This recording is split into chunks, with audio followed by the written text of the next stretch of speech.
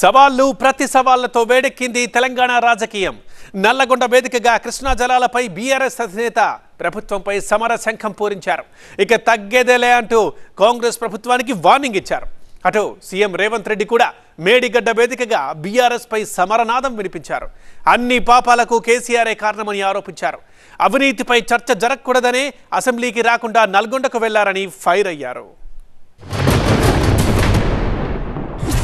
15 ఏళ్ళు పోరాడి సాగు నోట్ల తలకాయ పెట్టి చివరికి సాగు దాకా పోయి ఈ తెలంగాణ తెచ్చింది నేను. అందుకే నాకు గర్జు ఉంటుంది, ఫికర్ ఉంటుంది, తండ్లాట ఉంటుంది, నాశనం కావద్దనే తపన ఉంటుంది. దీన్ని అర్థం చేసుకొని ఎప్పుడు యాక్షన్ కార్యక్రమాలకు పిలిపించినా ప్రభుత్వం యొక్క దమన నీతిని ఎండగా రేపు చేయాలి, చాలా చేయాల్సి ఉంటుంది. సాగు నోట్లో తలబెట్టి నేను తెలంగాణ సాధించిన అని మళ్ళీ 1 కోటి 1వసారి అబద్ధం చెప్పిండు. ఇప్పటి వరకు 1 కోటి తెలంగాణ తెచ్చినాను. ఎన్నిసార్లు బిచ్చమెత్తుకుంటావా సాగు నోట్లో తలబెట్టినా అని? 2 సార్లు ముఖ్యమంత్రి పదవి ఇచ్చారు. 10 సంవత్సరాలు ఈ రాష్ట్రాన్ని పట్టి పీడించినావు, దోసుకున్నావు. ఇంకా కూడా సాగు నోట్ల తలకాయ పెట్టినా, సాగు నోట్ల తలకాయ పెట్టినా అని మాటలు చెప్తున్నావు. సాగు నోట్ల తలకాయ పెట్టిన చంద్రశేఖరరావు శాసనసభలో నీ అవినీతి మీద చర్చ పెడితే నువ్వు నిజంగా సత్యహరిచంద్రునివే, సత్యహరిచంద్రునికి మరో జన్మని ఎత్తినోడు అయితే అక్కడ వచ్చి కూర్చొని మాట్లాడేది ఉండే.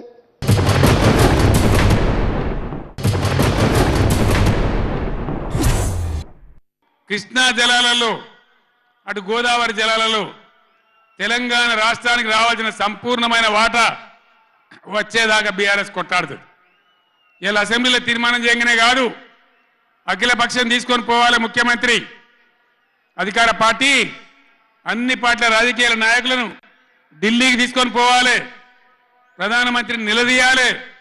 మా వాటా మాకు వస్తే తప్ప ఊరుకోమని చెప్పాలి.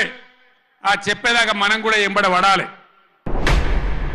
ముఖ్యమంత్రి గారు అఖిలపక్షాన్ని ఢిల్లీకి తీసుకెళ్ళాలి. ముఖ్యమంత్రి గారు అఖిలపక్షాన్ని ఢిల్లీకి తీసుకెళ్తాను. ఒకవేళ శాసనసభలో మీరు వచ్చి మీరు ఆ ప్రతిపాదన పెట్టండి.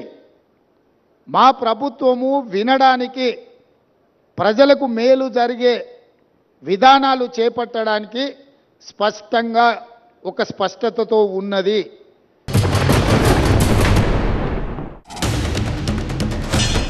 ఇవాళ గోదావరికి ప్రధానమైన ఉపనదే ప్రణయిత నది. ఇవాళ కూడా 5000 క్యూసెక్లు నీళ్ళు వస్తూ ఉన్నాయి. అవి ఎత్తిపోయాలి, ఎల్ఎండి ఎంఎండి నింపాలి, రైతులకు నీళ్ళు ఇవ్వాలి. కానీ ఏం చేస్తారు? మేడిగడ్డ పోతాము, బూరుగడ్డకు పోతాం, బొందలగడ్డకు పోతాము. ఏ తోకమట్టున్నది మేడిగడ్డ అక్కడ.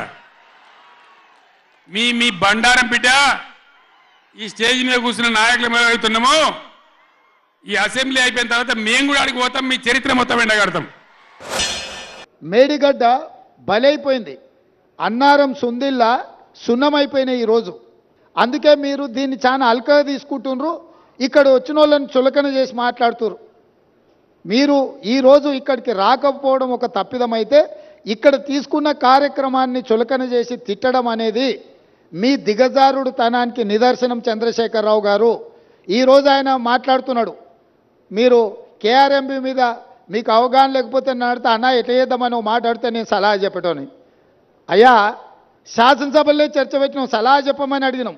శాసనసభలో నేను స్పీకర్ గారికి విజ్ఞప్తి చేసిన, దయచేసి మాజీ ముఖ్యమంత్రి గారికి ఆదేశాలు ఇవ్వండి, అవసరమైతే సభను వాయిదా వేయండి, వారు వచ్చినాక వారి సలహా సూచనలు తీసుకున్న తర్వాతనే తీర్మానం చేద్దామని చెప్పినాం. ఉత్తమ్ కుమార్ రెడ్డి గారు పెట్టిన తీర్మానంలో లోపాలు ఉన్నాయి, అది కూడా సక్కలేదన్నాడు. సక్కలేని తీర్మానానికి నీ అల్లుడు స్వాతిముత్యం ఎట్లా మద్దతు ఇచ్చింది ఏకగ్రీవంగానే? అందుకే 4 సార్లు అడిగిన. శాసనసభలో మీరందరూ చూశారు కదా మీడియా మిత్రులు. ఉత్తమ్ కుమార్ రెడ్డి గారు ఈ ప్రాతిపదికన తీర్మానాలు పెట్టినరు.